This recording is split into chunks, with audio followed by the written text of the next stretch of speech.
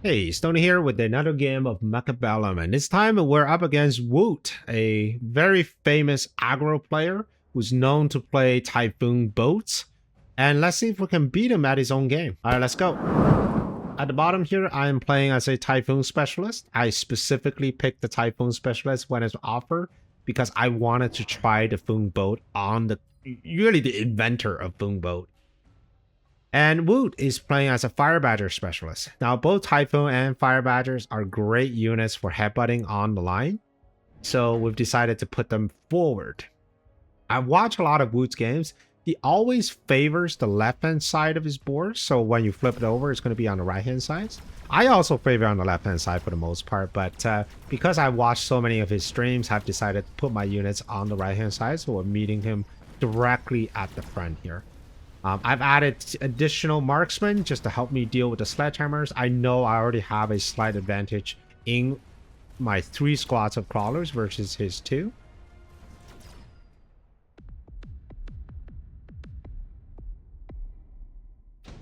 Alright, decent first round. The second round is not going to be that easy because this round he gets the Fire Badger. Level 2 Fang, or level 3 Fangs times 2 could be very interesting. These guys do pack quite a punch, so you can put them behind your sledgehammers and just let them work. The Mustangs is also very interesting, and the Rhino, of course, being on the line, you can just straight up down, move the Rhino down here. Alright, Wood is going to get the Rhino. He's contemplating about getting that tower. Added a single squad of Fangs here, and also more crawlers in the back just to be extra annoying. Takes +1 because the level 3 fans can benefit a lot from +1. And to continue the chaff clear of Woot's board, he added 2 more arc lights. And if at the last second, he decided to move the Rhino all the way back to the front. Arc lights are not, I don't think they are the best chaff clear units when units are headbutting. Sure, they can kill crawlers fast enough, but there are better options that sacrifices range for better clear. So Typhoon, I think, is excellent. I think Fire Badger is probably the best chaff clear on the line. Alright, with all the chaff clear and also a big Rhino on the same board, there's just no way for my units to break through, so a big round here going to Woot.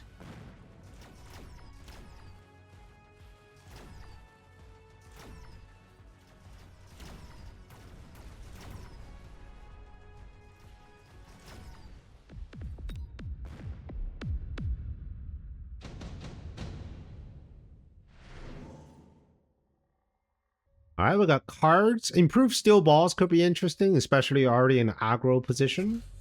Nano repair kit is interesting because I know I'm going to have Typhoon, so Typhoon with Nano is actually quite annoying to deal with. We both took Nano. In Apuchi's words, Nano is the OP item, and I agree. It's a healing factor that you cannot disable, that you're allowed to put on any unit, even giants, except War Factory, of course.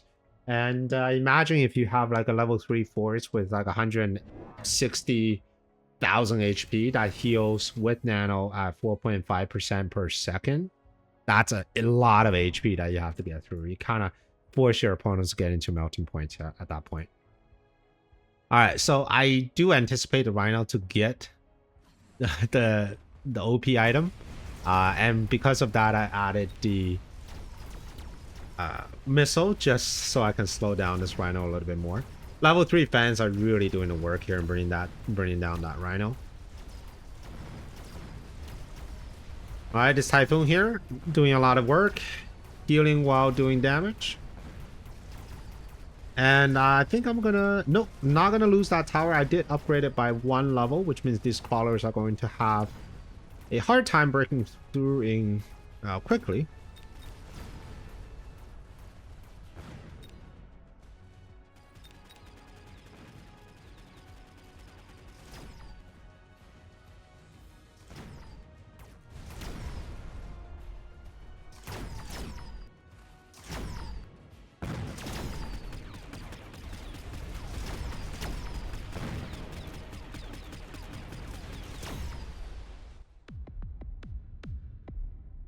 All right, a good round here for me. We're getting into round 4. Underground is interesting. Wasp Swarm is interesting. Right now for Wasp Swarm, I think I have one tower that's slightly under-defended, but for Woot, he's got both towers under-defended. Woot decided to take Underground, and I took Wasp Swarm. Now, you don't always have to defend by putting down Fangs. One way you can do to defend against Wasp Swarm is to just mobile beacon your crawler. I've seen Amtrail, I think he's done it a couple times. Woot, I think he's going to do that exact same move. So just having crawlers like where you expect the Wasp Swarm to appear, and just mobile beacon the crawler straight up. Or in this case, because if you're putting crawlers down in the middle, just let the crawlers run forward. And your Wasp will always chase the nearest unit. In this case, it's going to be these crawlers and not actually get in tower. So it's a little frustrating, but that's a viable way of defending against Wasp Swarm. Underground, though, is not as easy because every unit can attack ground, so you can't exactly have crawlers and make it run. But you can use a mobile beacon, and it kind of achieves the same purpose and just pull the crawler all the way to the front line. Alright, this Rhino's got armor, but I also have 2 level 2 marksmen, so hopefully I'll be able to DPS him down, and indeed I have. The real concern here is this level 2 tower getting gunned down here by the crawlers. And we also have crawlers coming in from the top side.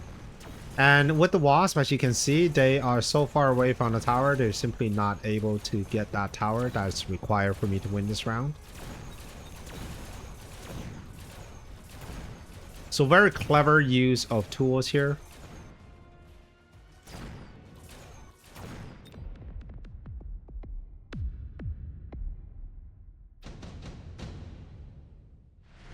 All right, round 4, we got a unit drop. I saw the boat and I instant clicked it.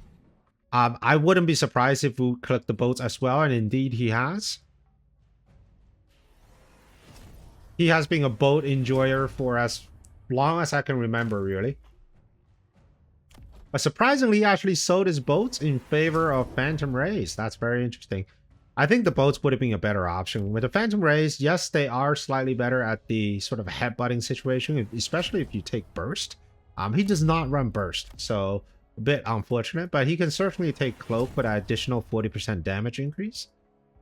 When you're headbutting, you don't need a lot of range, because everything's already in range. So for a unit that has 65 meters range, you're actually getting a lot of value out of that. For me, I took the boats with Chain Gun, so this is the classic play that Woot likes to play, which is just Typhoon boats with Chain Gun. Chain Gun should be able to help clear anything that's on the ground, and then Typhoon should be able to clear anything that's on the ground and in the air. Alright, Phantom Rays are coming in. Chain Gun was able to get rid of that Rhino very quickly, so I anticipate Woot selling that Rhino next round. Typhoons are getting stuck on arc lights just for a little too long. But no issue. Right, we have Chain Gun that's just doing a whole lot of work. This Typhoon here is going to level, which is fantastic because a level 2 Typhoon with Nano is very hard to kill.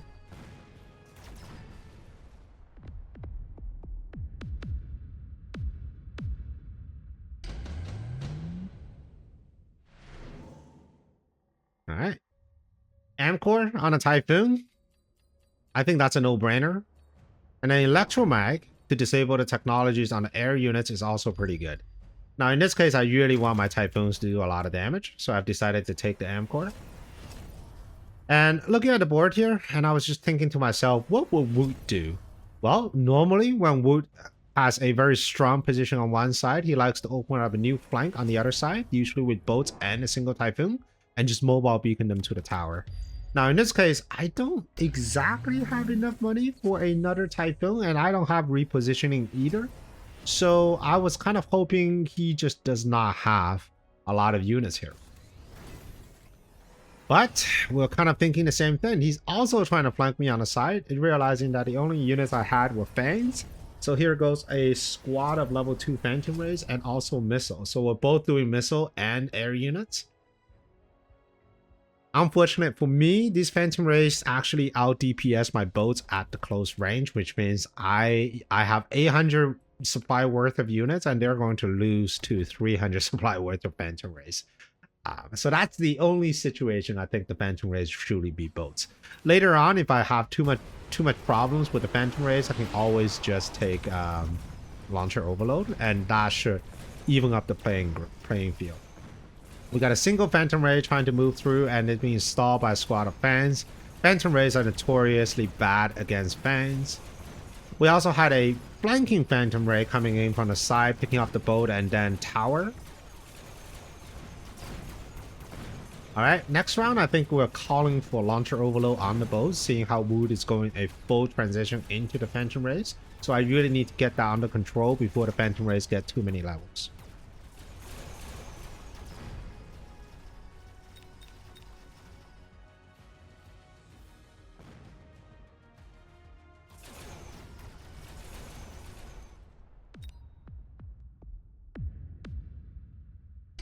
Alright, very good. Nuke could be good. We both have air units, and at the very least, the nuke should deal with the air units very nicely. Woot decided to skip. Now, I do want to take the nuke because they're with only 1200 HP left. If you get a very good detonation on the nuke, you can win the game right here and now. Now, the question is, where do you want to put the nuke? I think the most natural place is like right here. You know where there's going to be Phantom Rays. You know where your crawlers are going to run forward. Yeah, that's probably the best way to go. Alright, more boats are being added.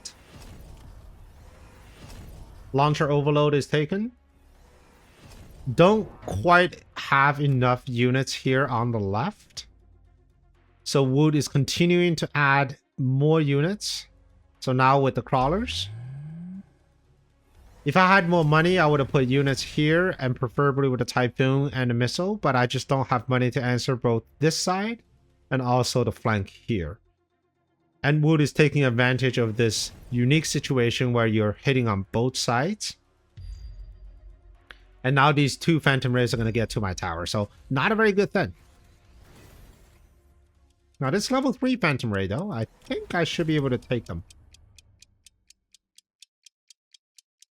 Because I knew, so here's the interesting point here, because I knew I have no chaff here, I actually wanted to maneuver my overlords away.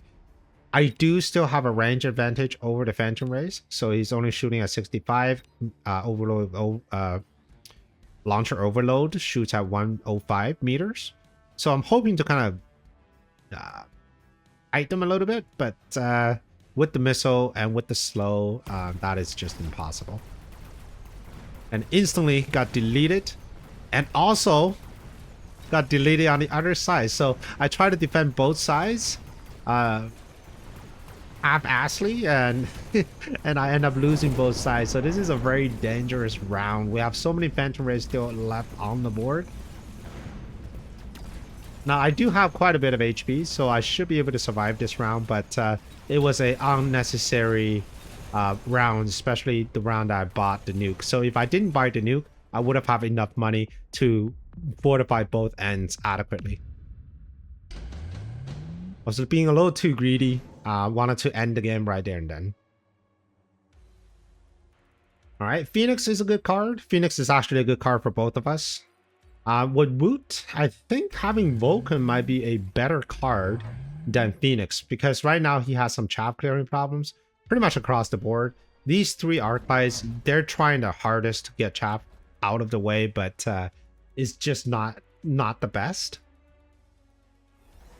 And here's the Death Squad. We got two Phantom Rays, two level 3 Phoenixes. We got a pack of Crawler at the front.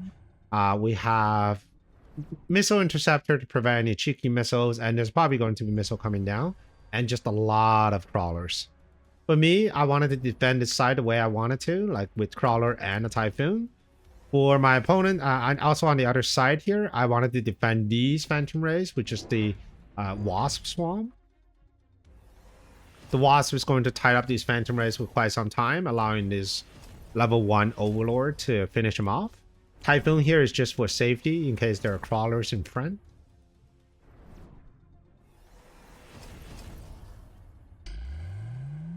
All right, we got level 3 phoenixes right here in the middle. I've noticed that earlier on, I've just had too much issue dealing with these arc lights. So I want to have the phoenix here just kind of get rid of them. Actually, no, I moved them a little to the side. So the phoenix here is aiming at this level 2 arc light. And then the other phoenix is helping out with this tower capture. An underground crawler coming in clutch, allowing them to kill my Typhoon and also my boats on that side. However, after cleaning out the side at the bottom, my boats are able to move forward. So yes, he's going to get that tower, no problem. But he still has to deal with 3 boats, some Typhoons, and of course, some Wasps. The level 3 Typhoon being an absolute beast, standing firm, trying to get as many crawlers as he can before he eventually falls. And now is the battle for air supremacy. But I think I have a distinct edge here with the launcher overload boat. It's just so much damage output. And I think this is game.